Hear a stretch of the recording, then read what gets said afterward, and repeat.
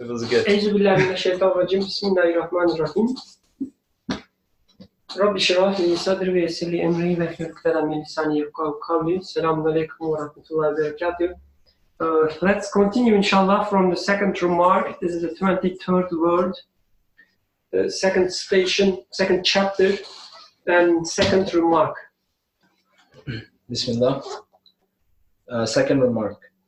Man has two faces. One concerning his ego looks to the life of this world.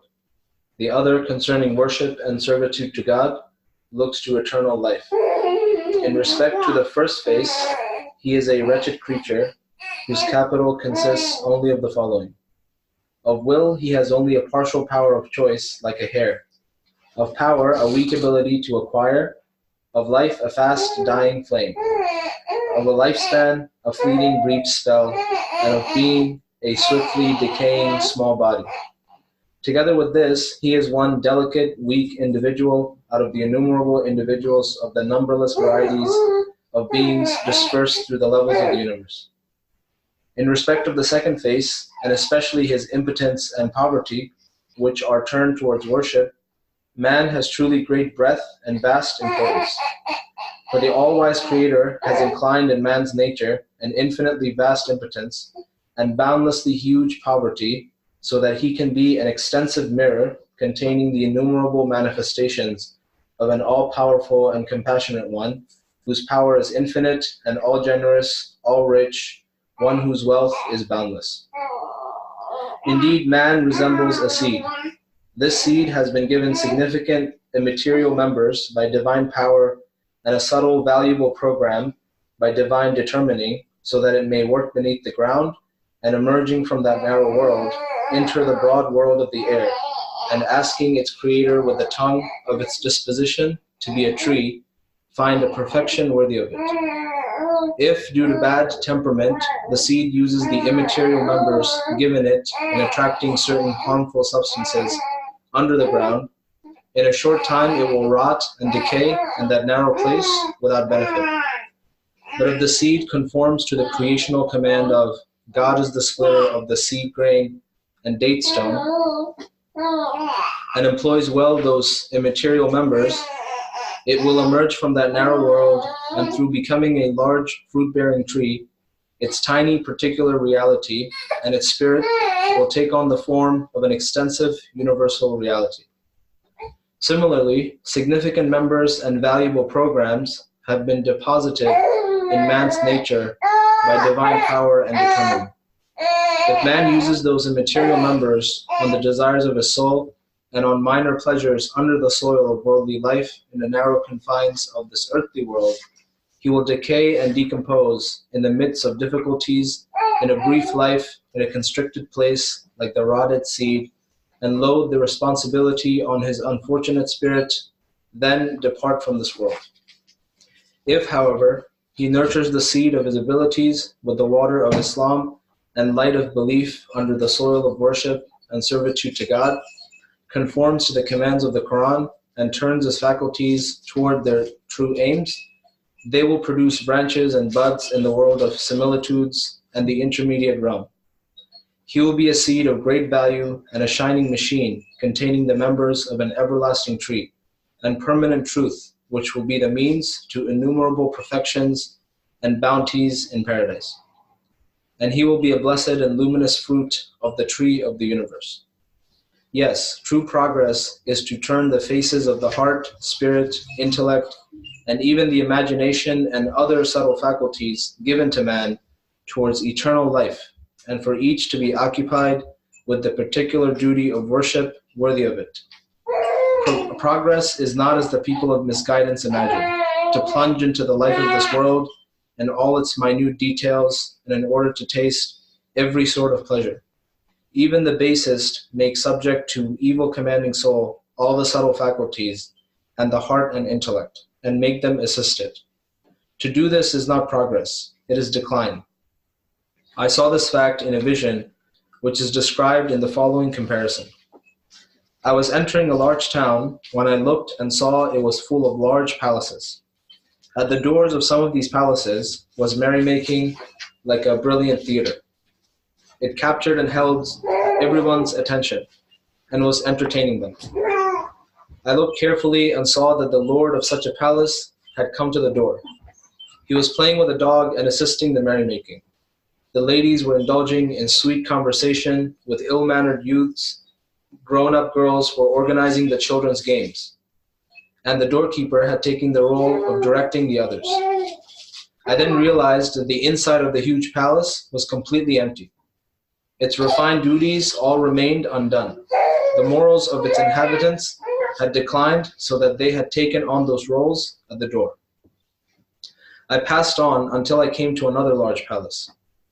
I saw that there was a faithful dog stretched out at the door and a stern and taciturn doorkeeper. It had an undistinguished appearance. I was curious. Why was the other the way it was, and this palace like this? I went inside. Then I saw that the inside was very merry. Apartment over apartment, the people of the palace were busy with their different refined duties. The men in the first apartment were overseeing the administration and running of the palace. In the apartment over that, girls were teaching the children. Above that, the ladies were occupied with fine arts and beautiful embroideries. And on the top floor, the lord was exchanging news with the king and was busy with his own elevated duties in order to maintain the people's tranquility and his own attainments and progress. They did not stop me since I was not visible to them, and I was able to wander around. Then I came out and looked around. Everywhere in the town were these two sorts of palaces. I asked about this, and they told me, the palace where there is merrymaking at the door and whose insides are empty belong to the foremost of the unbelievers and people of misguidance. The others belong to honorable Muslim notables. Then in one corner, I came across a palace on which was written my name, Saeed. I was curious. I looked more closely, and I, as though saw my image on it, calling out in utter bewilderment, I came to my senses and awoke. And now I shall interpret this vision for you. May God cause good to come of it. The town was human social life, and the city of man's civilization. Each of the palaces was a human being. The people of the palaces were the subtle faculties in man, like the eyes, ears, heart, inner heart, spirit, intellect, and things like the soul and caprice, and powers of lust and anger. Each of man's faculties has a different duty of worship, and different pleasures and pains. The soul and caprice and powers of lust and anger are like the doorkeeper and the dog. Thus, to make the elevated subtle faculties subject to the soul and caprice and make them forget their fundamental duties is certainly decline and not progress. You can interpret the rest for yourself.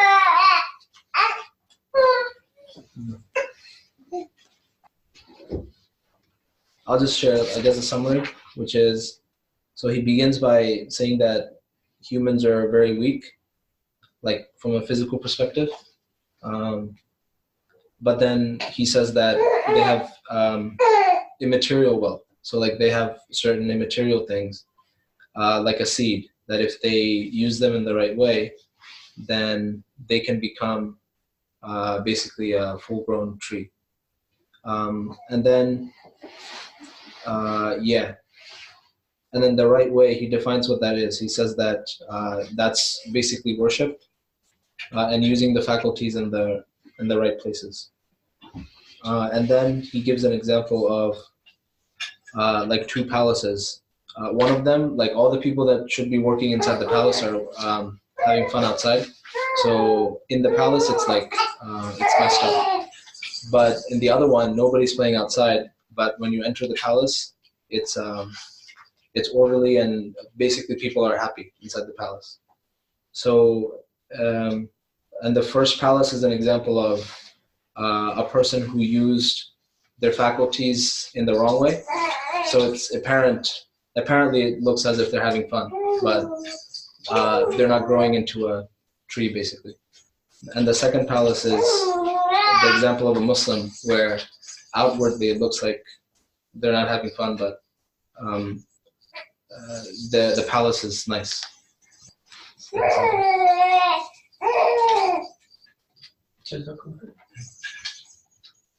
Any other comments? from our online participants?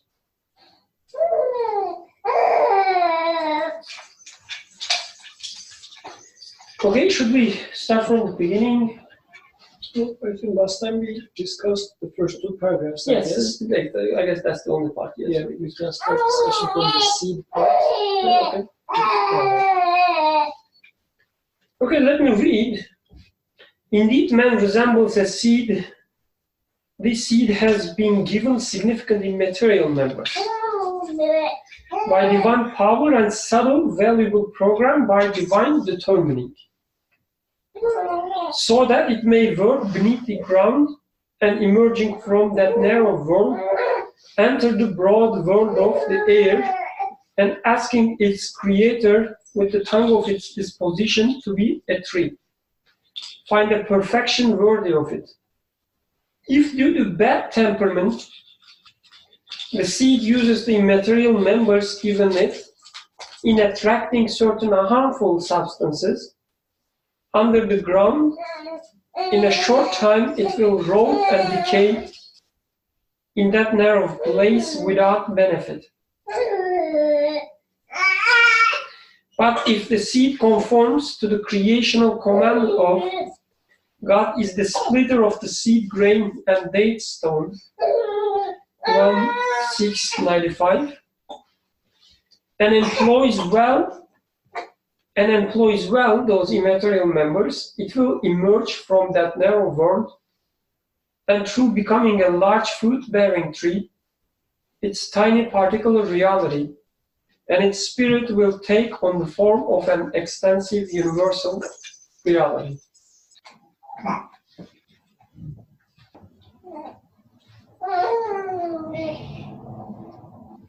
I guess even from, let's say, not going, before going too deep, when we look at the surface, the progress a human person, individual, takes, or the journey he or she takes, it's really resembles to seed and tree. I mean, consider just the baby, the Zainab. All she can do from a physical point of view, just cry, sometimes eat, and then let the whatever it's go from time to time. Sometimes burping, sometimes crying. I don't know. That's the only thing she can do.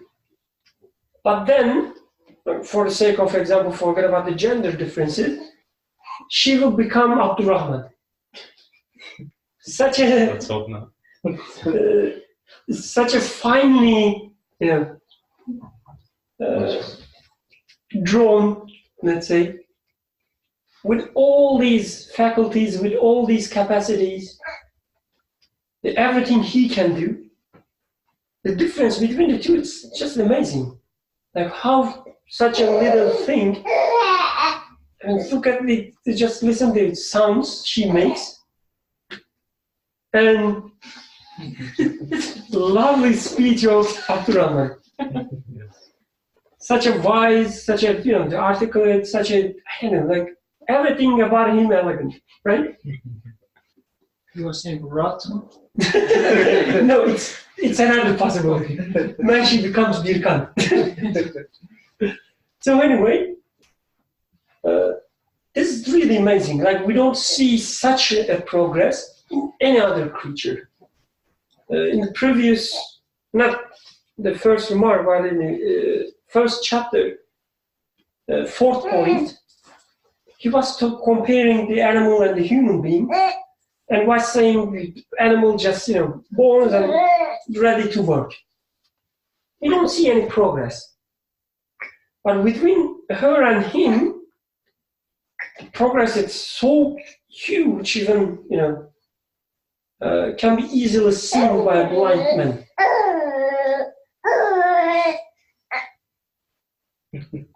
This is definitely telling us something, like there's something in her that maybe it's not manifested yet, maybe we cannot see it, but there's something in her program given by, as he says, a divine power, something very subtle, wait there to become Abdurrahman.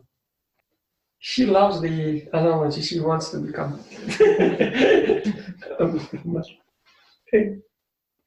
I feel like I went backwards. Don't become me compared to her. So what do you understand from these immaterial members? So that was very, let's say, a primitive understanding. So I'm sure people can share their deeper understandings. Yeah, I have a question, which is, so he begins by saying that, humans are weak in a sense, right? But if we really compare Zainab and Abdurrahman, are they really that different in terms of weakness? Because she has a certain type of weakness, but now as an adult, Abdurrahman also has a certain type of weakness. And in terms of the progress that he made in his strengths, it's very small compared to the power that the earth or whatever else has over him, right? So he's still infinitely small considering the universe. So, he's still weak, right? Yes. I guess it depends on what kind of weakness we are talking, because so he talks about the two perspectives. From one perspective, it's worse than being weak. It's just wretched creature. Doesn't have anything, just a little power to acquire, or maybe partial power of choice and so on. If you are talking about this kind of weakness, yes, I guess regardless, whether she looks from her ego perspective or he looks from his ego perspective, yes, there.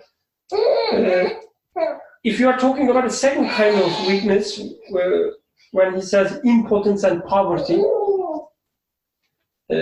which is something, the way he puts, it's the greatest tool that you can have. In terms of impotence and poverty, yes, they are still more impotent than the poor. But I guess through his, let's say, consciousness, he may be more aware of his poverty and poorness. I'm just speculating. He may be using his poverty in a better way, I don't know. Since he's a full-grown tree, maybe he's able to bear some fruits through them. So his strength is him recognizing his poverty, rather than gaining levels of strength, actual, or having control over the universe somehow. In here, the power, in the first part when he was defining how weak human is, the things that he used are not really relative to Earth or anything. He says, the only thing you have is just a tiny power of choice. So no matter how strong you become, how much muscles you have, still, the only thing you have will be your tiny power of choice. And a moment in life, just a moment. So it doesn't matter if you're a baby or if you're grown up, still, the only thing you can hold in your hands is just a moment. So in this sense, you will always be weak, and actually not only be weak, but wretched, because it looks like as if you have nothing. But he says there's this other aspect of human, which is impotence and poverty, and apparently it is just source of wretchedness. But he says this aspect of you is your true wealth, because with it you can, what he will call in the next paragraph as it is your potentiality to grow. Through your neediness, your poverty, you are going to learn, or this is your means for learning, actually. And last week we were talking about this. It gives the possibility of this mirror analogy. So you realize that you are just a dark mirror, but as dark you are, then you can be a better reflector for light. We can polish more, basically. Yeah, you can reflect it as good. So this seed part of it, what do you think about the seed analogy in there? Because he brought it to this verse which says God is the splitter of the seed grain and date stone. It's an interesting way of interpreting this verse.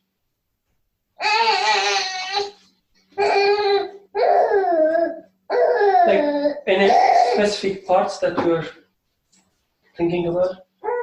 So I mean, in general, seeing human as a seed, and he talks about seed in two aspects. One is a seed that rots under the earth, and the other one, seed is coming out of earth. So what does it mean for me with my potentiality coming out of earth? This is one question. The second question is, what does it mean that God is, with God, my seed is being split? What does this mean? I can try. So there's a sentence here, but if the seed conforms to the creational command, it says before the verse, of God is the splitter of the seed grain and date stone. And coming back to the example of the baby and growing up to an adult, I was thinking, would I want to go back and be a baby? Or would I want to switch places, let's say? And it seems like at first, it would be nice if you have a lot of burdens, but however, at the same time, I would like to progress. I would like to constantly keep enhancing my capabilities or my understanding, constantly just moving forward. I do not want to go back. I don't want to go back to elementary school or relive any of that.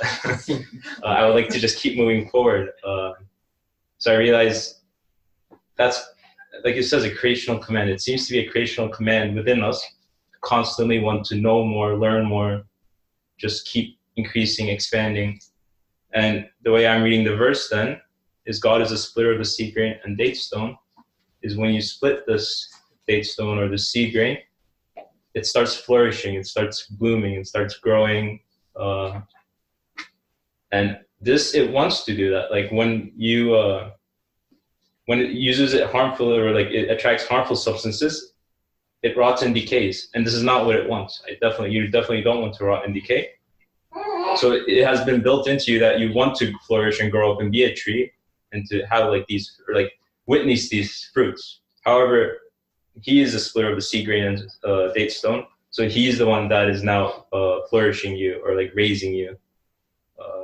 And this is like skipping ahead to the palace example. I was wondering, why is one palace better than the other? The other one, they're marrying, making outside, they're having fun, it seems.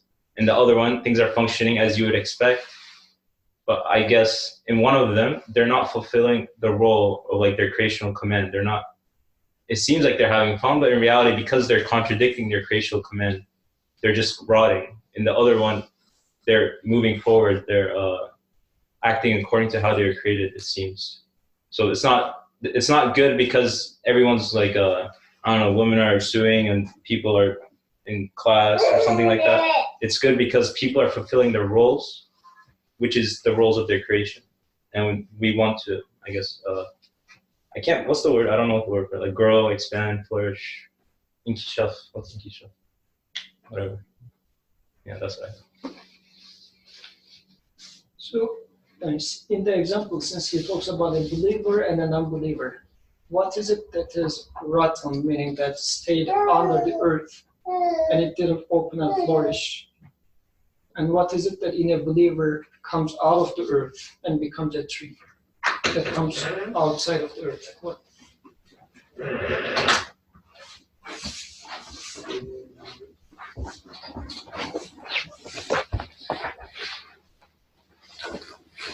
Maybe I'm just now speculating as well. When you're just without belief, when you're living, even as a believer, you go through cycles. However, without belief, these cycles, it's always just in the same plane. Like you follow some joy, some pleasure, or something that thing will fulfill you, and it doesn't. And then you find something else, and it's just always in this plane. You're just going in circles. With belief, however, you start maybe going up vertically. Like you start gaining understanding. You realize, okay, this joy I was following wasn't good for me. You learn from it. Now you move up from that, and you try to find more meaning in life or more purpose. Like with belief, maybe you literally do start like vertically growing, flourishing. Other day I was reading an email talking about the Adam angels. Somebody was saying, maybe the name Adam comes from the Arabic word Adam, which means non-existence, maybe lack of something. And he was speculating, not speculating, maybe sharing his ideas, which make sense, that a human being has this capacity, potentiality to see beyond what is just in front of his eyes. Like I can look at the book and I can imagine the author is writing the book. Or I see a face which is sad. I mean, from a physical point of view, it's just liquid, like there's liquid some like on the face, and I can infer that, oh, maybe he or she was crying. So whatever, like something not in front of my eyes, but I can still appreciate it. And I can also compare things with this ability because, I can imagine, I can infer, I can compare things. Like it could be that way, it could be this way. And when you start thinking about this, like all these things we can do as human beings, it's really unbelievable. It's really so big. Like when you look at the tree, you can see that the tree also enjoying its existence, the way it was created. It's enjoying the sun, maybe water coming, appreciating something. You can see that with the tree. An animal appreciating the grass it consumes, or some fruits, I don't know, maybe meat. But beyond that, we can appreciate, we can understand, we can imagine things which are not in front of us. And I guess such a big, such a huge, such an important or significant immaterial member we have, comparing things, making choices, or imagining things. So such a material member can be used to guess, how much money I have in my pocket because I'm going to steal. The guy looks like a rich guy, so I should rob him. Or I can use this, ability to make prediction about the prices of stock market. Yeah, make some profit. I can use these abilities, to make gossip. Like I see something and I feel the rest. So there are all these different ways I can use these abilities. And at the end, I see that they don't take me anywhere. I'm rotting. But at the same time, you can use the same ability to go really beyond the things. You can, for instance, give answers to a question like, what's happening? What's going on here? Why I am sad? Why I'm happy? Why he's sad? Why he's happy? Why I had all these beautiful flowers just half an hour ago, but now they are gone. Like it's really doesn't make sense. They were there, and in 15 minutes somebody took them. They're not there anymore. How am I going to make sense of this? And I have this ability to make sense of it if I use it right way. So I guess going out of the ground, maybe growing out of the ground may mean just maybe one part of it. Going beyond what you see, just going beyond what is in front of your eyes. Going beyond the darkness which surrounds you every day. Making sense of them. And as you grow, like when you are under the ground, you can benefit from the water, some mineral in the soil. But as you grow, you start benefiting from sun as well. you start benefiting from the oxygen as well, or everything in the air. Birds helping you now, some other animals, and so on.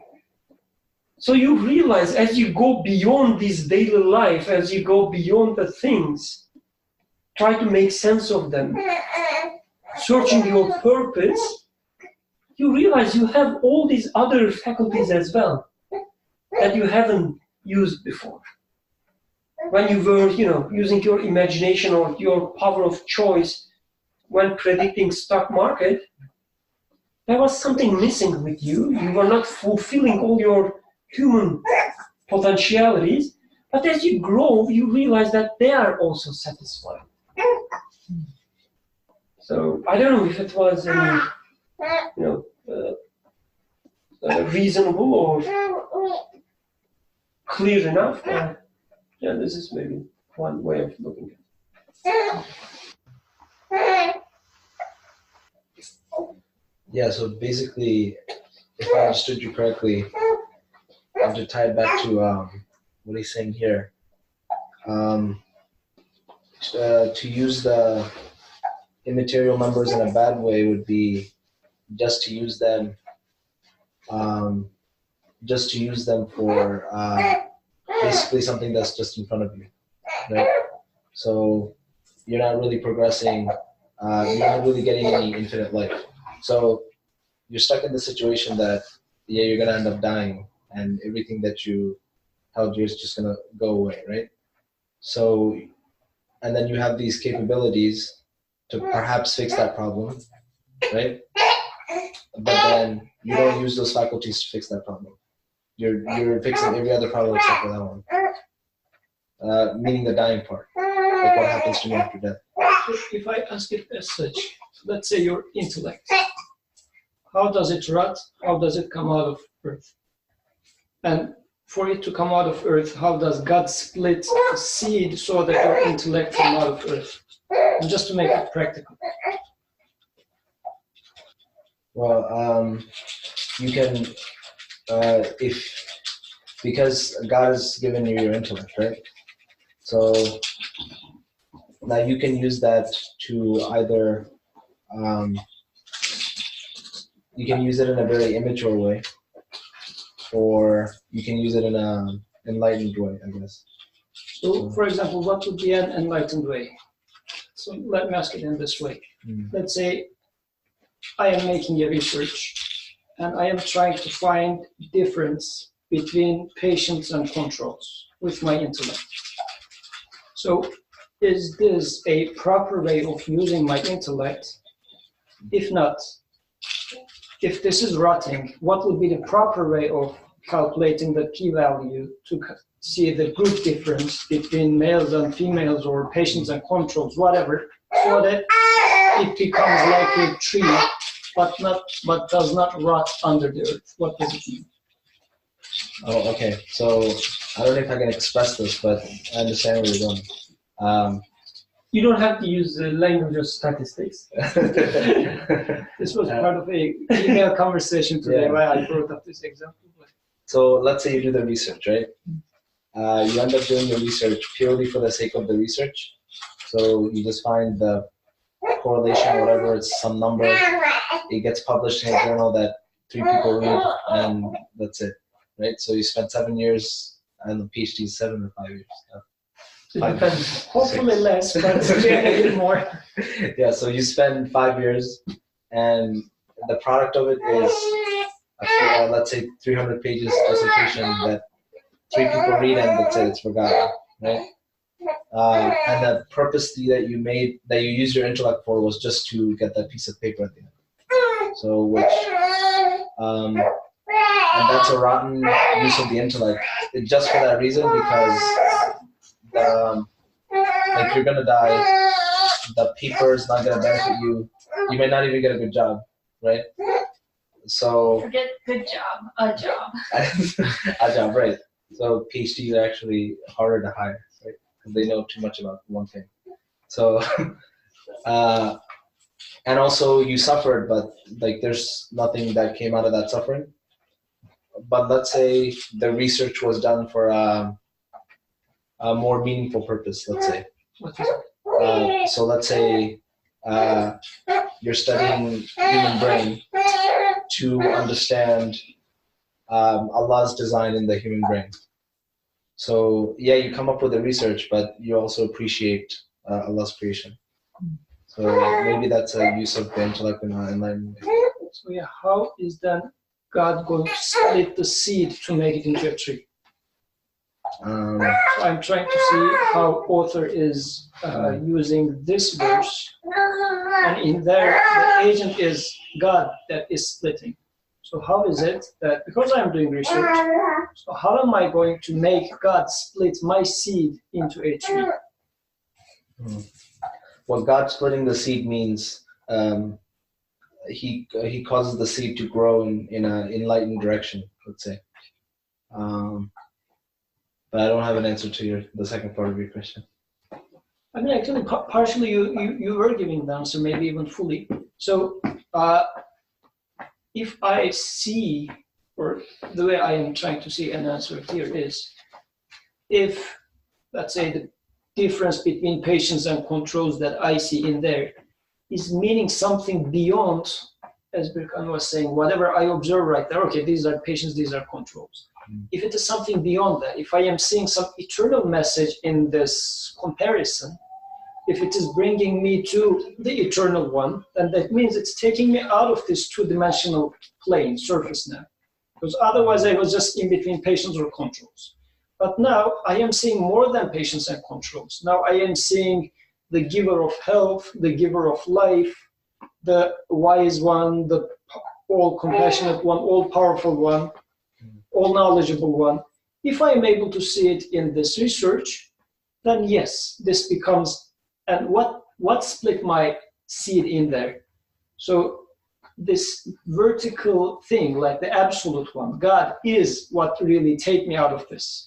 If I was just restricting myself to stay in the two-dimensional space, meaning that under the soil, and I say that beyond is just metaphysics, I don't want to speculate about this, I don't want to even think about this, and I am just restricting myself to stay under the earth, then I rot there. Yeah. Even if somebody reads my thesis, I became like the Nobel laureate, whatever, still I rot under the earth, because still I have this tiny free will, still I have this split-second life, and it just passes away, and eventually I will die anyways. I don't care if people remember me after I die, because according to my perception, there's no me anymore. So what's the point of somebody remembering me? Right. I mean, if there's no me anymore. So I guess this would be rotting in this case. And God splitting the seed means this finding the answers in the vertical directions or beyond what I see, as had been said. Emin is saying, probably as an answer to your question, Yusuf, he says maybe recognizing the agent who makes the splitting. So when you were saying what does, like how should we understand the God is the splitter of the seed grain, he says maybe recognizing the agent who makes the splitting, and then he says real time. So I guess constantly recognizing that. You can also, like, I mean, I remember you were raising your hand. Sorry, I couldn't give the mic to you. There was a conversation here. But if you still want to, share your ideas with, you are more than welcome. Thank you. My hand was to ask you a question about, you were describing something about going beyond, quote unquote, going beyond. I didn't quite understand what am I supposed to understand from that phrase. I was going to ask about that. This is a question for Ayşenur, I guess. Sure. That works. Sorry? Yeah, that works. Okay, it works, he says. So great. So the question is, what should we understand from going beyond what we see? What do we see? Yeah, I said, you know, okay, I'm just joking. I will try to answer because the question You said yes. asked me. So I said, you know, using your immaterial numbers in the right way. For instance, he was saying the intellect. How you use this power of intellect, or how you use this power of inference, imagination, whatever, in a way which takes you beyond, you know, what you observe, what you see. And I mean, I guess you just to open up the discussion, he pretends, you know, he didn't understand this, and he kindly asks me, you know, can you open up? Giving me an opportunity to express myself, you know, about I'm thinking. Once you stop stalling. I'm still thinking. So anyway, what I mean going beyond, so I guess one easy answer is, you know, reading the names of the creators in front of me. This is an easy answer, not that it doesn't mean that this is useless answer or this, you know, an answer that we shouldn't give. But I guess this is the answer that most of us, at least, can easily conclude and see the benefit. But just to remind, you know, myself, you know, what I mean with this. So I can see every day, for instance, the sun is rising. And then every day I see sun is setting. So this is something I see. There's another thing that I see. The sun is a huge ball of fire. It has a certain diameter, certain mass, all of which is very important to me because, you know, the sun is like, in its full sense, the meaning, is a huge object. It's really huge, right, for me. And it's a ball of fire. It's a huge ball of fire. So I can see all this. And then one day, you know, I have this difficulty in front of me that I have to solve. Or at least at this moment, I believe that I need to solve. But then I realize, you know, I cannot do anything. It's still there and I cannot solve it. I cannot bring my stolen flowers back. I cannot do it, right? Then I realize, I remember, sun. It was rising, it was setting. And it was huge ball of fire. And I say to myself, so one who can, you know, rise such a huge ball of fire without my imagination? Rise it. Why? Again, from my perspective, just to illuminate my path so that it won't be dark for me.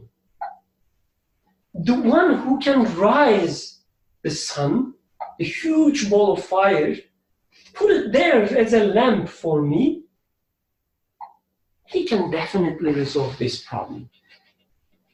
So, again, like resolving problem, we can discuss what it means, what it doesn't mean, so on and so forth. But even from a, you know, simple psychological perspective, that this is, you know, what I mean going beyond what I see. I could wrote with my intellect, making all these calculations about the sun, you know, sharing with my friends, oh, do you know what? You know, the earth is that far from the sun is such a big object. It's the hydrogen, you know, two hydrogen coming together, becoming helium. Knowledge. But if I cannot go beyond that, if it doesn't help me when I have this problem, as you were saying, like a death, for instance, a problem in front of me, a huge problem, and I cannot help it, I cannot solve it, but then I realize the one who rises sun, a huge ball of fire, as a lamp, you know, as if, you know, joking, as if, you know, showing off, you know, this I can do for you. he can definitely lift the darkness of my grave. So I don't know if it's helpful, but this is what I understand from going beyond. It does. Thank you. So, any other comments, questions, or objections? Ajanur has some objections, I know. No objections, but I was thinking about this recent movie trailer I watched. And in the trailer, one of the characters, it's like a 2-minute trailer, but one of the characters is like an aspiring painter. And she says something like, I want to be great or nothing. And that line just, I was just thinking about that line for the entirety of this week of, I want to be great or nothing. You know, I have these needs along the lines of what we've been discussing, to want to flourish, to want to develop my potentialities, actualize my capacities, progress further and further and further, and you know, be a tree that has like not just mediocre fruit, but the best fruit, the tastiest fruit. Have my tree be the tree that all the birds come to and everyone takes pictures of, you know, just the best tree. But I also wanted to amount to something. I think part of what the greatness of it is that for it to mean something. Yeah, I'm not sure where I'm tying this, but I guess the fact that its basis and entirety of that process of progress has to be rooted and intrinsically tied to something meaningful, something that imbues it with meaning at every single moment, or else the entire endeavor becomes fruitless, if you will. And just thinking about this verse of God is the splitter of the seed grain and date stone. One, I guess, again, realizing that I have this need to progress in all of my faculties, whether that's in artistry or my intellect, but also the fact that I have no idea how to do any of that. You know, I'm just kind of winging it along and hoping nobody notices, really. And so in all my physical actions and I guess trying to keep the consciousness that I need a seed splitter in every one of the things that I'm trying to do. Yeah, I'll just keep it. I think when you quoted this movie, I will be either nothing or great.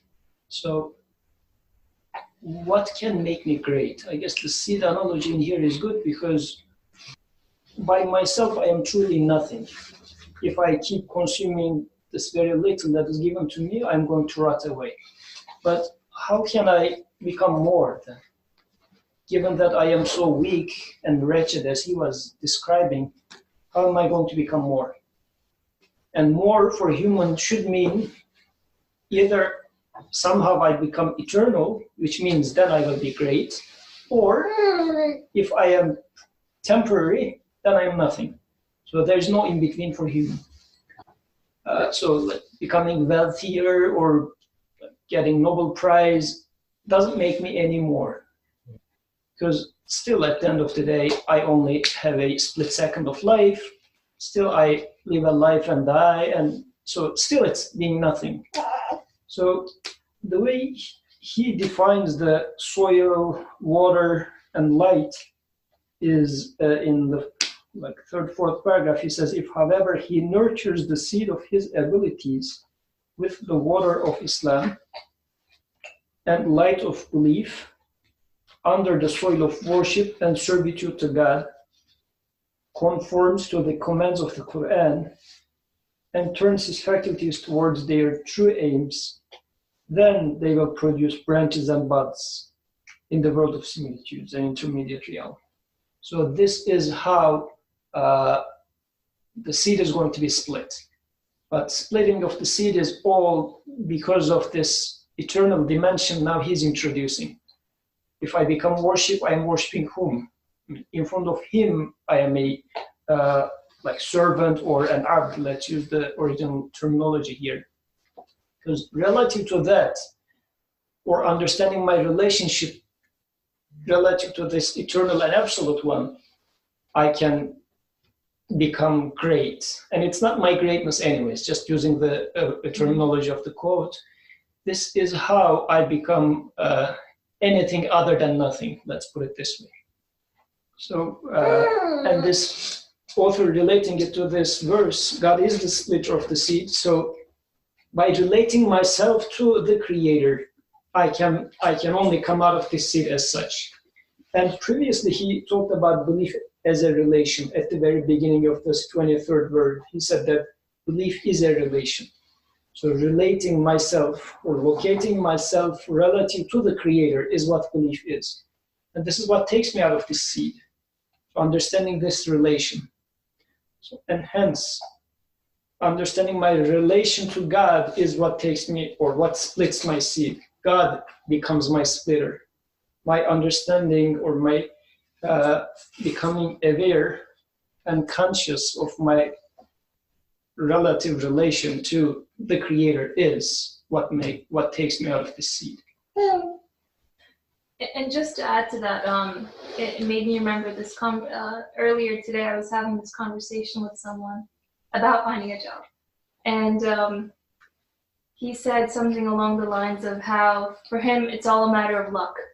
Not just the process of finding the job, but the entirety of his life, the entirety of whatever qualities he has, or abilities, or strengths and weaknesses that he has. It's just pure luck. And you know, in the context of this, you know, even that person realizes that they have a seed. They realize that they have certain strengths or abilities, but being conscious of the fact that, you know, I guess trying to actualize the meaning of God as the split of the seed grain and date stone, it's the idea that not only have I been given a seed, as long as I am conscious of it and express the need for that seed to develop and go into a tree, it's going to be taken care of. It's not going to be just sprung somewhere and left by itself, and subject to whatever chaotic wind or other powers or whatever. It's going to be actively nourished at every single moment of its own existence and be taken care of, which also meets another need of mine as a human being.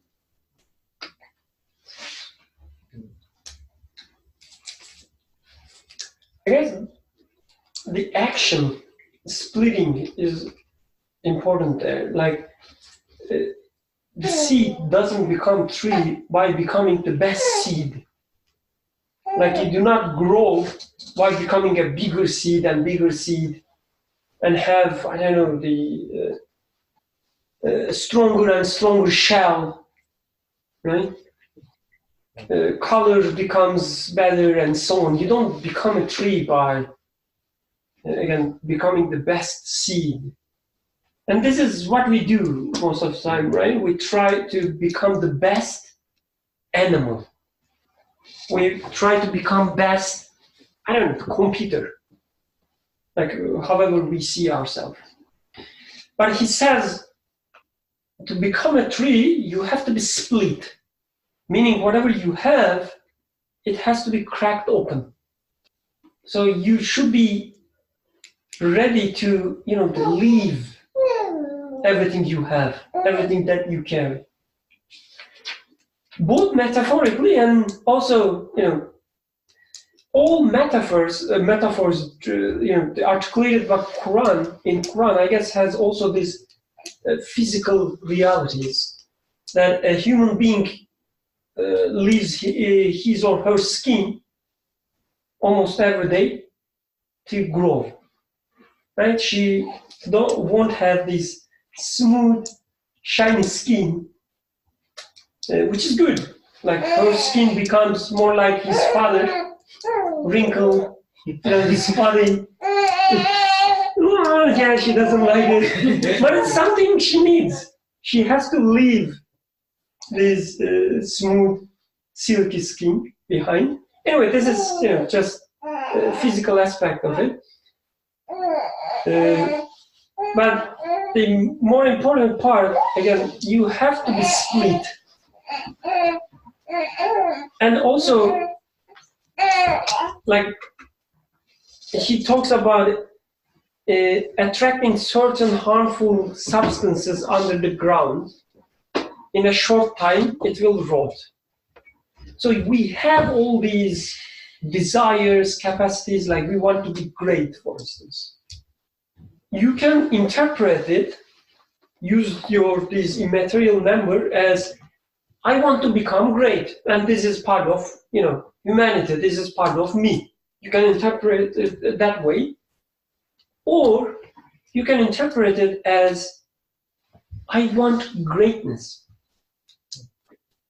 Wherever you find it, you want greatness. Your ego, as he was saying at the very beginning, your ego may tell you, rely on me. I will find you greatness. I will make you great. Just like Adam's story, right? Satan says, go eat from this tree, it will make you eternal. Or it will make you like angels, whatever. So Adam he wanted eternity. This is something true, and this is something great of Adam.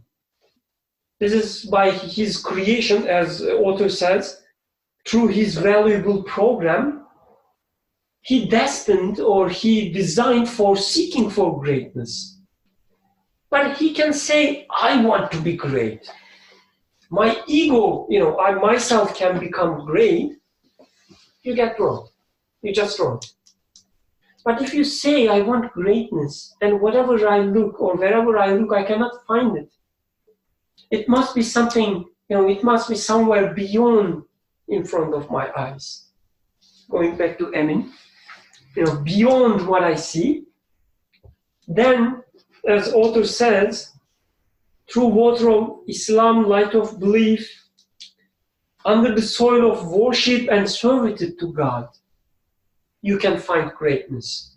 If you search greatness in you, you will just try to become the best seed, which means sucking the water more and more to grow, like get bigger and bigger, and then rot within this water itself. The same water will cause you swelling. Yes, swelling. Yes, cause you to rot. So, going back to your example, for instance, like I want to be great, I want to be great. There's something true in it. That's true. The greatness that we are looking for. But as author says, if you look at it from your ego perspective, all you will reach is a wretched being. You want to be great, you want to be you will be something dissolved under the earth. This is your destiny. So one of the things I thought about as you're talking about is,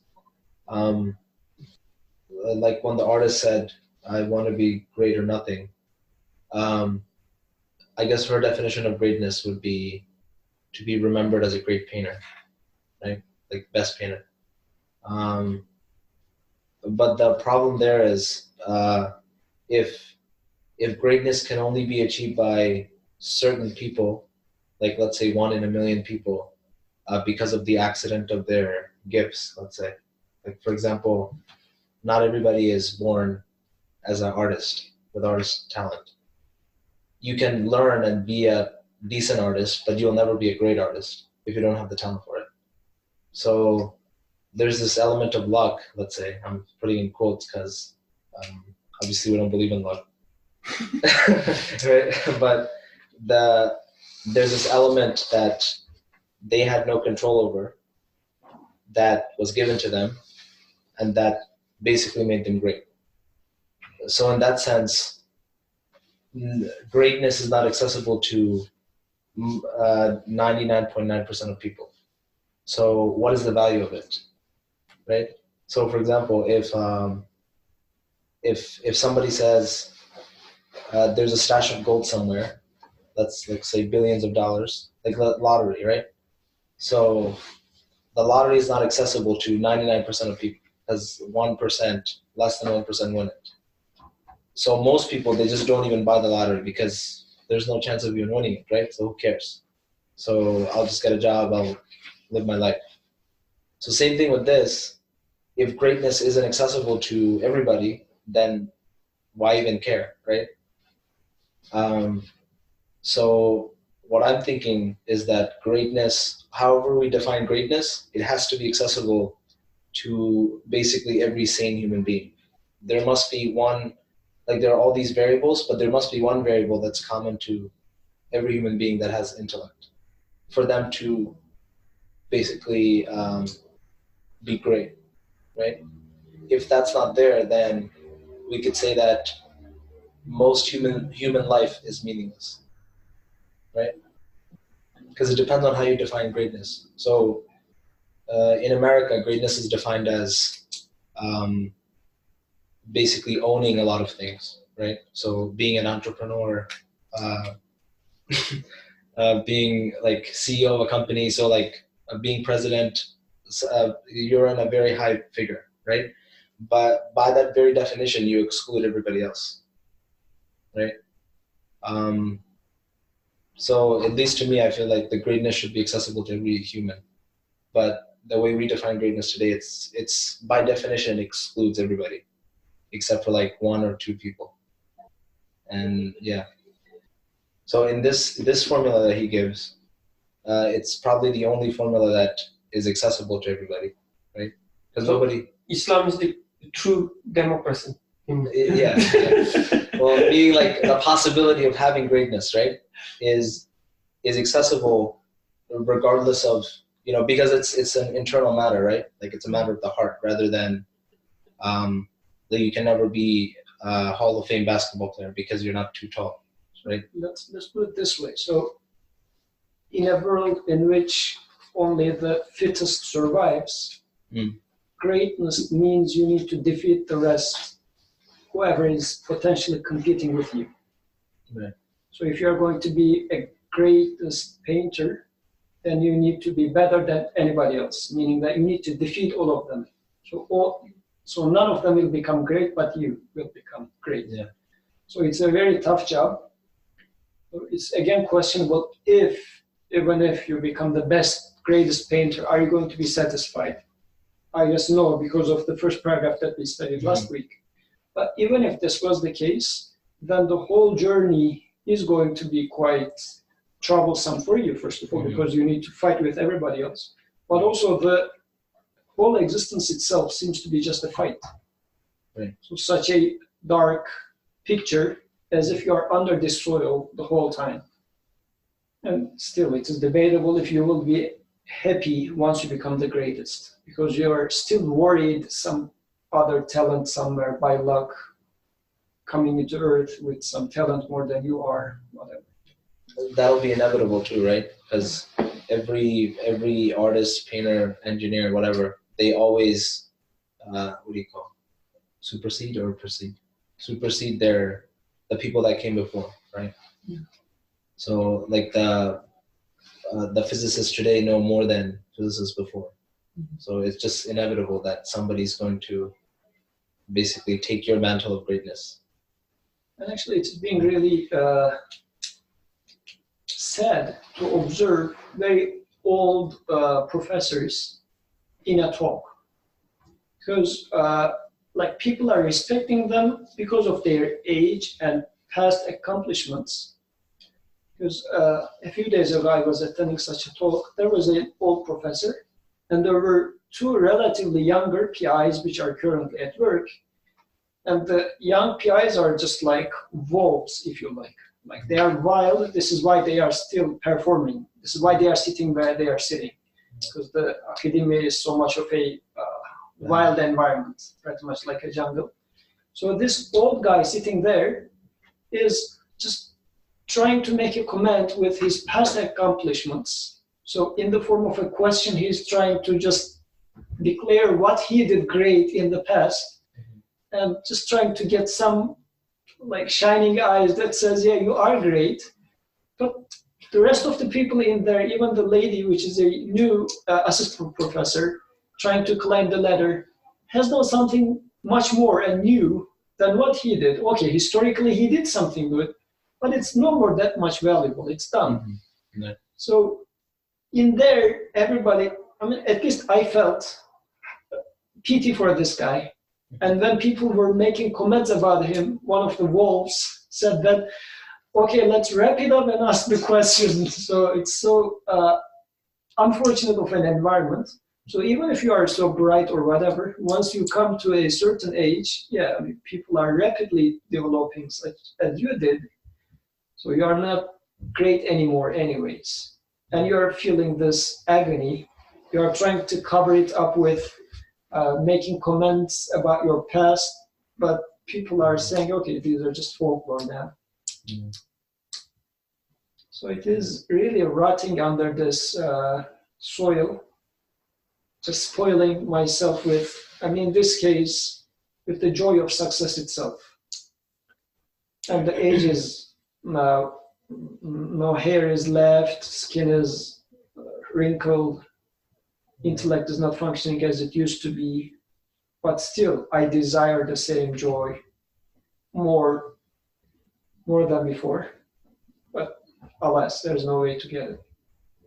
It's interesting because in academia, like it's always like trying to get your name out there as much as you can, and basically trying to get that praise. But if you look at, like, say Imam Malik, right? So his main intention is, I want to do this good job. Now, whether it's accepted by people or not, like, I don't really care. So he writes the Muwatta, the famous collection of hadith, and other people write other Muwattas. So people come to him and they ask, like, you know, these other people, they wrote the Muwatta. So aren't you scared that everybody's going to forget yours? He's like, let them forget, I don't care. Right? But whoever benefits from it, I'll get good deeds.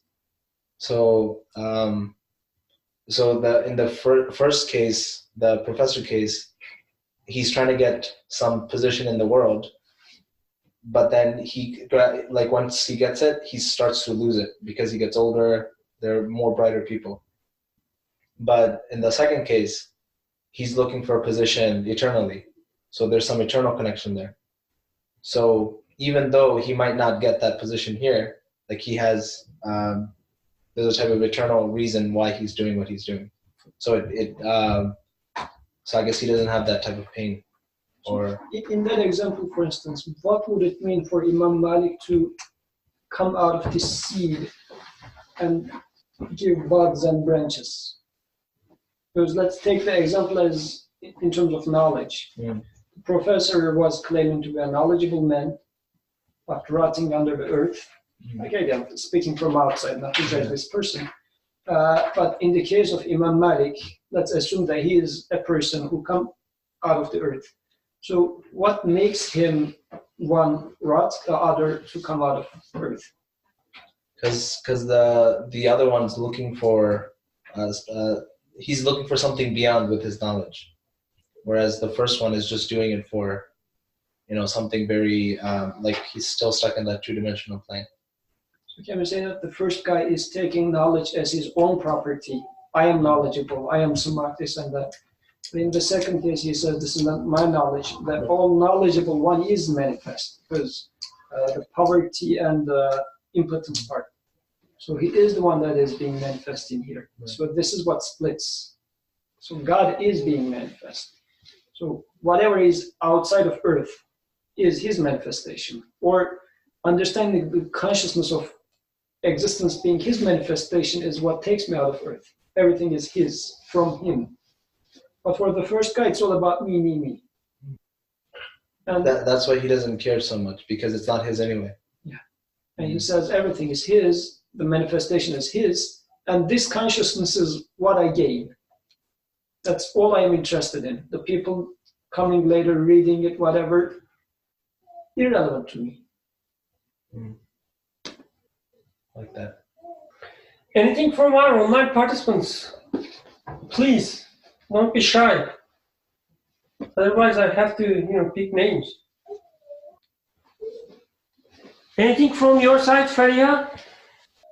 It's been a long time not hearing your voice. Okay, it's not today, I see. Okay, let's continue then.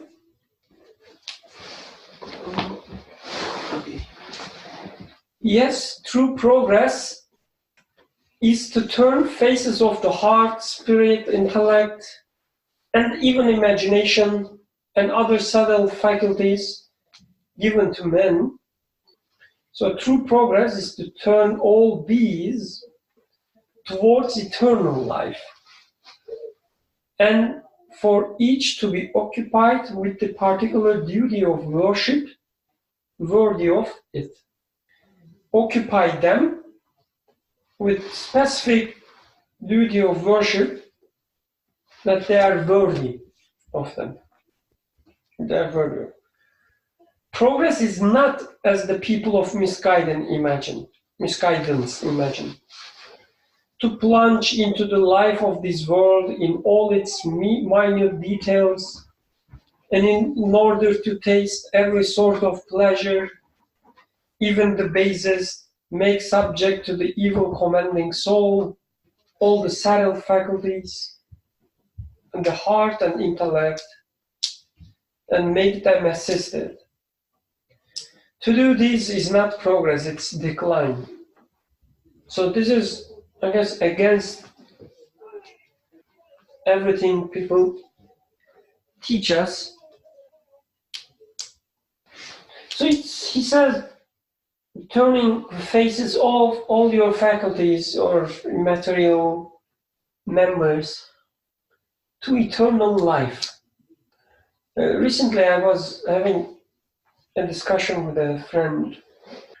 Like, it is so easy to say that I don't believe afterlife. I don't believe eternal life. Even, just take it from as the thing, after death. Doesn't matter.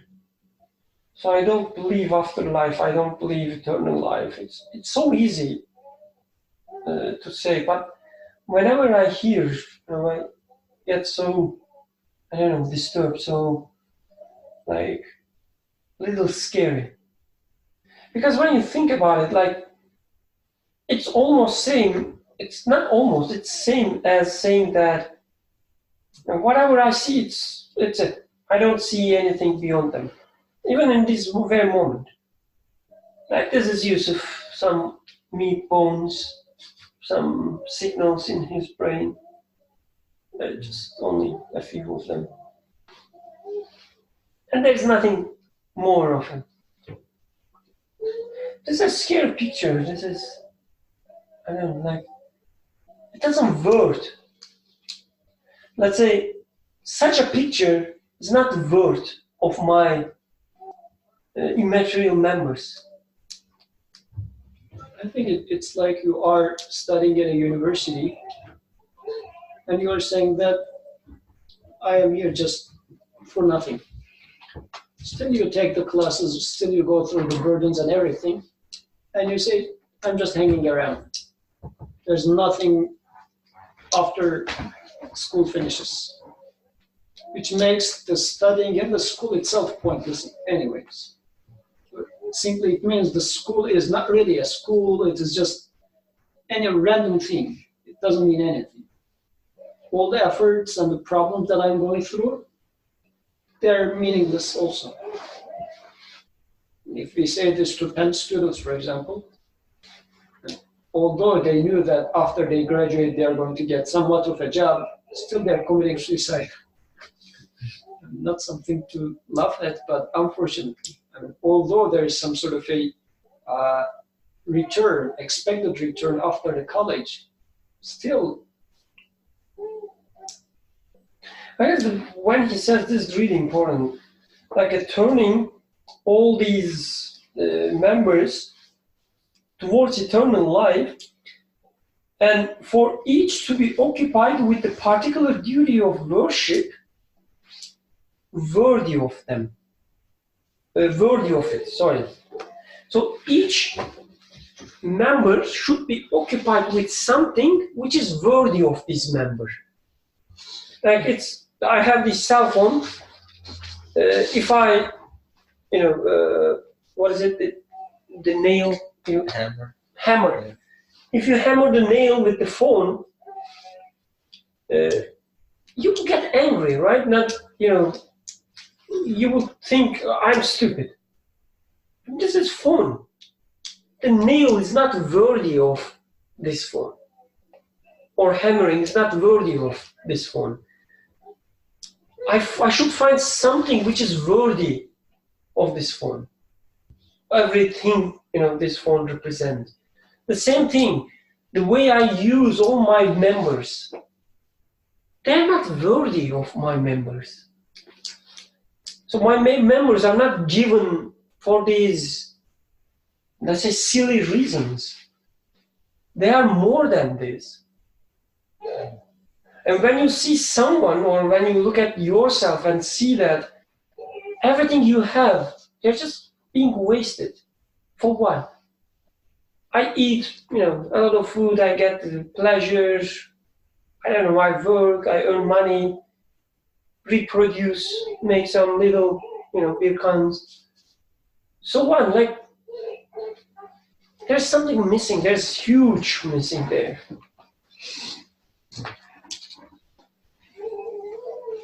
So when we say, I don't believe afterlife, I don't believe eternal life, it also, I guess, means that in this very moment,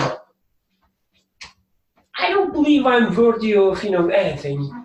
As long as you feed me, just put something, sweet in my mouth, make my back, warm enough. It shouldn't be cold. Just show some mercy. That's all, that's all I'm worthy of. But when you say, I believe eternal life, in this very moment, it also means that, whatever I have here, there's something out there, eternity. And this is what I have is worthy of it. Being a handsome guy, being an, intellectual, respected intellectual, is not enough. There's nothing. There's nothing, compared to what is given to me. Before you, I'm really sorry, but Emin, he's raising his hand for a long time. Emin, please go ahead. Yeah, I was about to lower it. So, okay, I'll forgive you this time. What's an example of turning the faces of heart, spirit, all that immaterial, subtle qualities towards eternal life? Is there anyone can help me with that? I would like to understand in real world example. I would like to see how would that might look like. I hope the answer is not don't make airplanes but read Quran 24/7. Okay, any help for preferably including examples of making airplanes? Just to clarify. Go ahead, please. Just go ahead, please. Just to clarify, excuse me, I kind of lost my voice.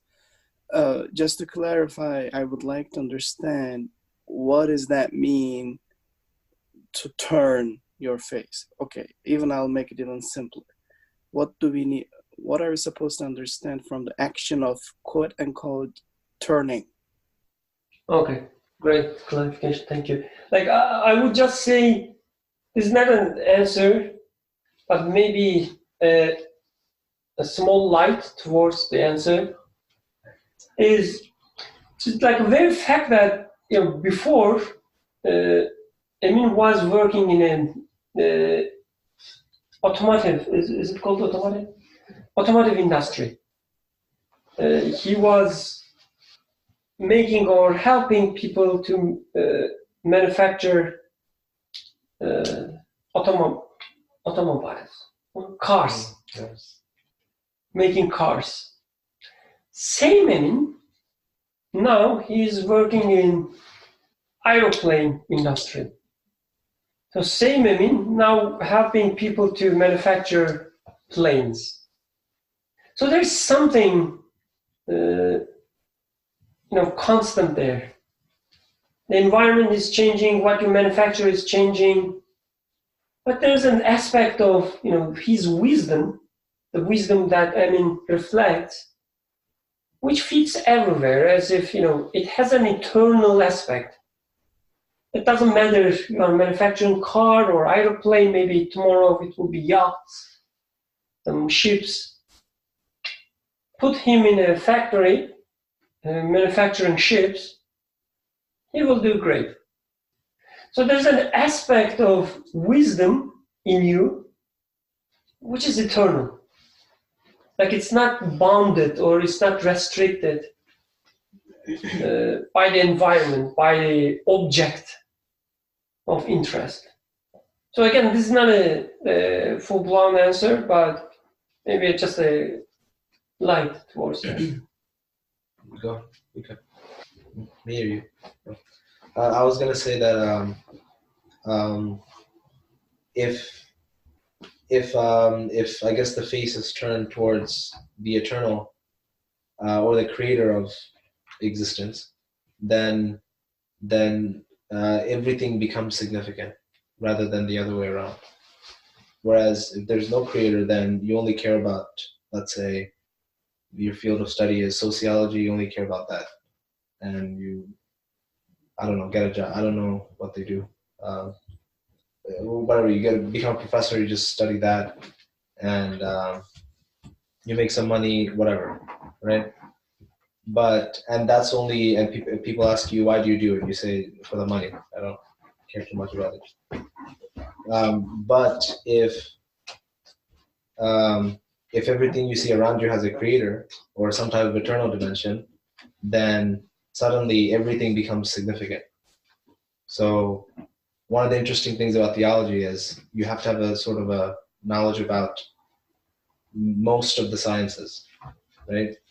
So like you have to have some knowledge about physics, you have to have some knowledge about psychology, because like you can face attacks from every science towards theology.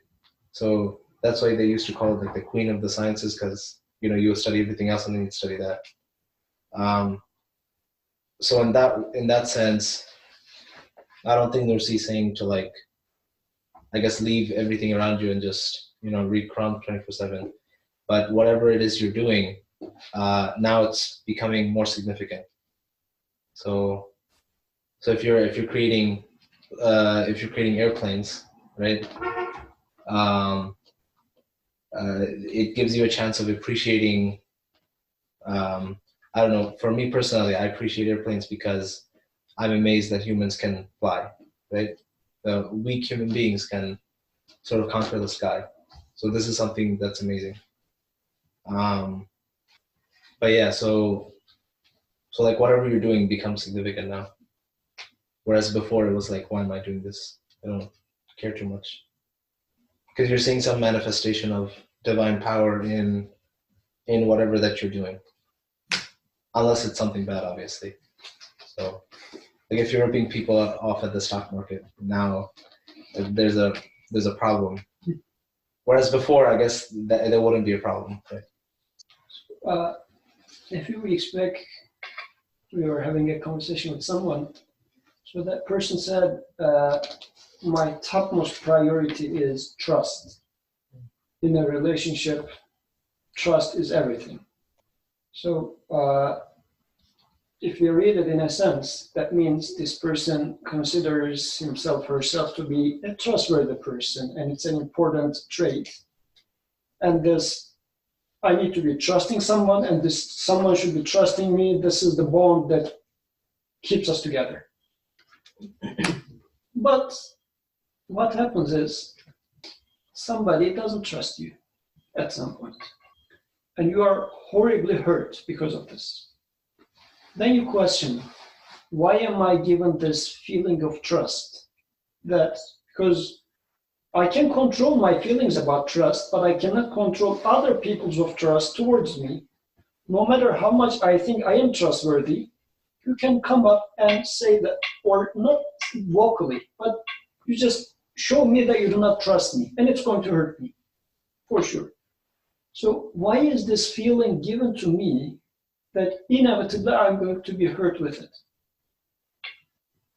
You can apply this to anything. You can apply it to intellect, you can apply it to imagination, but just feeling of trust is one of them. At the same time, I want to trust people, but not everybody is being trustworthy every time. And actually, nobody is being trustworthy every time. Everybody has a weak point. You cannot rely on someone 24/7. There's going to be a time when this person is tired, angry, whatever, and will not give you what you expect from that person, right? So why is this feeling of trust is given to me? Is it given to me to torture me? Because it becomes a source of trouble.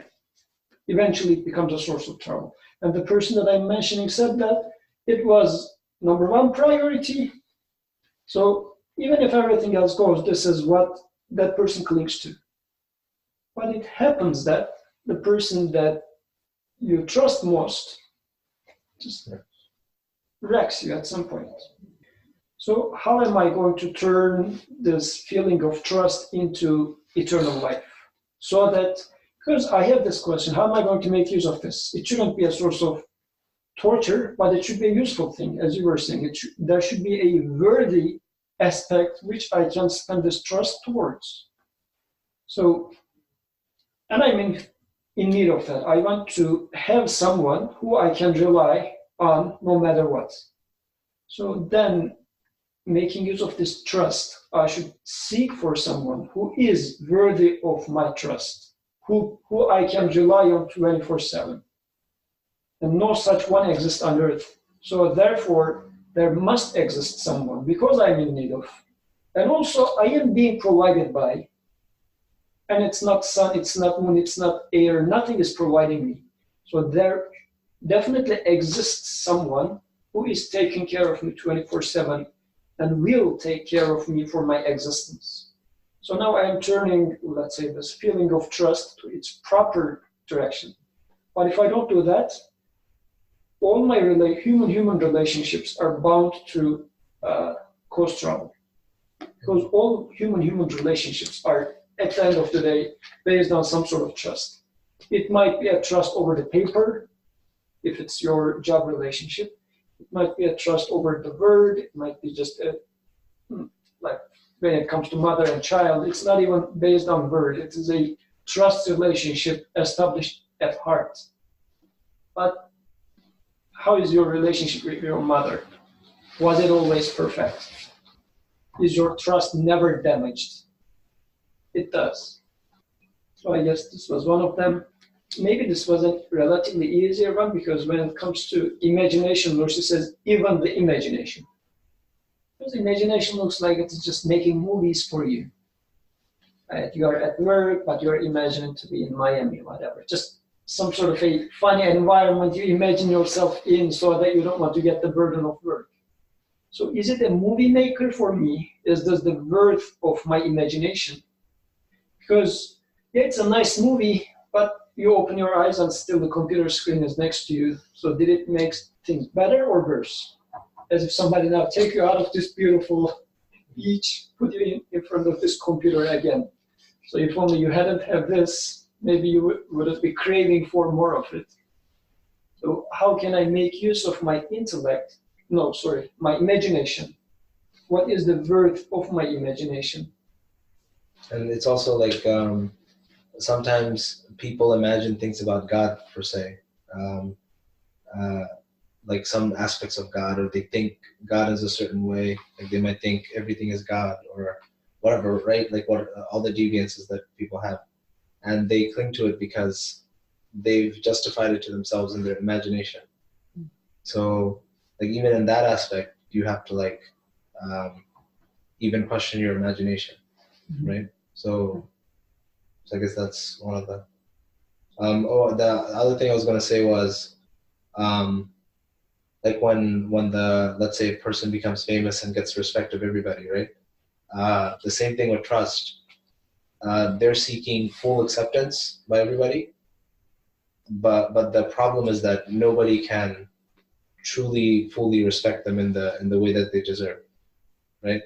So like a famous professor, let's say somebody might give them a nice compliment, but they want something more. They want to be respected, not just for work, for everything else too, as a whole human, right? So in that respect, nothing in creation can do that for you, besides whatever created you, so to say. So in that respect, even if you're at the top, it's still lonely. So. One other point I wanted to share, this sentence reminded me of, everyone is equally given these faculties, right? Everyone has a heart, spirit, intellect, imagination, all these faculties.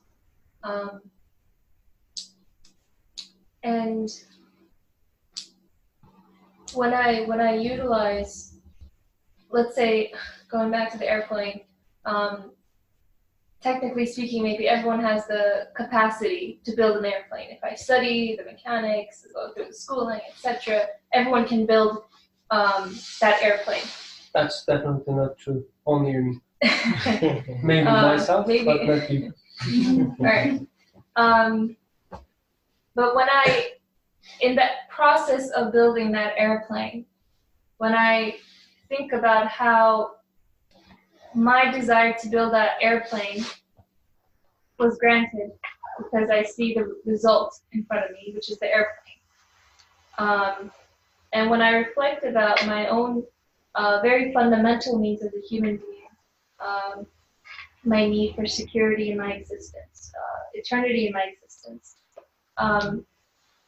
I think I can utilize that experience of how the potentiality being actualized and resulting in the building of an airplane with how my very fundamental need will also be met by this absolute eternal source. And then derive another sense of contentment from that sense of security.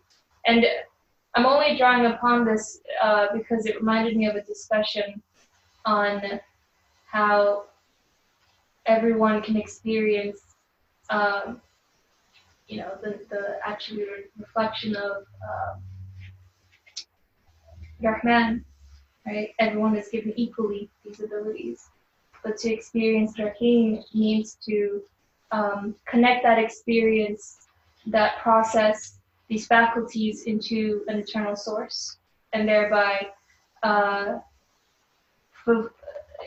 experience the fulfillment of my needs at their core. Very relevant to what you said, and also Yusuf. I guess we have this trust issue with objects as well. Like we want to like them, we want to love them, but they are gone. They don't stay with us. I love my computer, next day it's broken. I love my shoes, they're the best shoes ever, and next day I have a hole. They don't stay with us, or they just disappear. If what you like is just the shoes, you will lose it. But if you can turn your face towards the eternity in your shoes, the comfort, and this comfort is given to me out of almost nowhere, like an animal was killed, the skin was taken, processed with some people to give comfort to my feet. I think that's so, I don't know, like a comical. As if, trying to put into my eyes that, somebody's taking care of you. So if I can see it, I don't care about the gone shoes anymore. Because I experienced something beyond the shoes when I was wearing the shoes. that is somebody is taking care of me. Or I like something and it's gone. But I know that I didn't like the object itself. I like the fact that a beauty was given to me. There's a beauty giver. Object is not there, maybe, my shoes, or the food I most enjoy, it's not there anymore. But I know this beauty giver is still there, eternity. Once you turn your face towards the eternity, in every experience, you do not get broken when the object or the person is taken away. And he says this is the true advancement, progress. Otherwise, what we try to do, we have this computer, I love it, and then I try to make it the best computer. I try to protect it, I don't know, I put some extra buttons, I put some extra things connecting, some USB devices, a better monitor, better keyboard. Improve it every time. But next year it will be gone. But if you, no, I'm done. So, and I guess this will apply to, it will propagate to every aspect of life. And one very frequent one, which is going to be faced by young people, such as everybody except you. No. So let's say human relationships or relationship between spouses. So if I just base it on youth and the beauty or the strength, it's not going to stay anywhere. And it's just decaying very rapidly. But if I take it as this person is a mirror of, for today it is beauty, but more important than beauty, it's the mercy, compassion, caregiving, but not belonging to this person. It's reminding me of someone who is beautiful, who is merciful. If I take it as such, aging is not going to make any of these less. It's just because it all keeps me reminding the same thing and it will add up. Nothing disappears, but it just adds up over time. Because in every facet of life, a different manifestation will be there. If I take it as such, then let's say the love relationship in there will become eternal. Otherwise, if I just base it on external beauty or how beautiful the food that is being cooked is, or how strong or how muscly whatever that person is, definitely it is just a impulse at some point of life, and it will decay. It is going to rot anyways. So again, another thing that will rot under the soil. I guess it's so, like design and creation, it's so merciful that even if you deny, even if you do not believe, it is so obvious that, for instance, the beauty, you cannot constrain it, you cannot bond it. You cannot, for instance, say that beauty is this, like whatever your face has, this is the beauty. And that's it, nothing more. You cannot say that because you know that even if he doesn't have such a beautiful face, he does something, maybe silly, like he acts in a silly way, but you find it beautiful. Or he writes something, you say a beautiful poem. So it's obvious that you cannot bound beauty into face. There is no resemblance between a poem and a face, but this is beautiful, this is beautiful. The way, somebody plays the instrument is beautiful. Another day, a voice is beautiful. So even if you do not believe, the creation is so merciful to teach you that these qualities you observe, do not, try to constrain them into the objects. Flower is beautiful, yes, but beauty is not limited to flower. Beauty is out there in a song as well. When you talk to your mother, beauty will be there. When your spouse get older, beauty still be there. You will find beauty, don't worry. And I guess this is true for every quality, the wisdom. Sometimes the speech is wise, sometimes the action is wise, sometimes the drawing is wise. So you cannot limit wisdom to anything. There's always this eternal aspect of these qualities. When you see this eternal aspect, then you have this progress. I guess a summary of like what we discussed is basically an explanation of the concept of seed. So how is a human a seed? And also, what does it mean that God splits the seed? So we said that human is a seed because she contains a lot of potentialities, but is also very weak.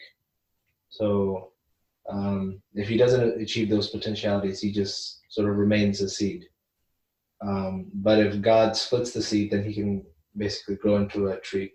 And the way he does that is he uses his faculties. He turns his face towards using the faculties in the right way versus the wrong way, which makes him rot. So yeah, it's basically a summary. Yeah. Can I add on to that? Not going against what you said, but when we say the seed grows into a tree, in fact, the seed does not grow into anything. I mean, the seed isn't growing by itself or doing anything. In fact, I would rather like to say the seed wants to grow, wants to experience more, wants to flourish. And God takes this prayer and then grants it and then raises it up. God is raising or making the seed grow. I don't want to use the word. It's sprouting that seed, pulling it up, let's say, enhancing it, raising it up.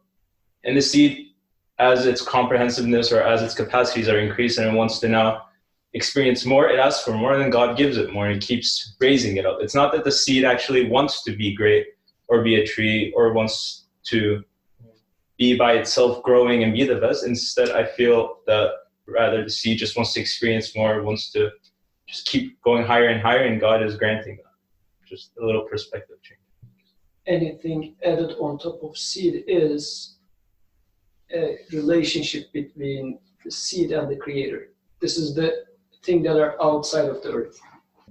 So let's say my trust relationship, I was messing it up when I do it in between humans. But when I establish this trust relationship relative to the creator, this will take me out of earth. So splitting the seed is how God splits it. Establishing this relation relative to God is, and it doesn't belong to me.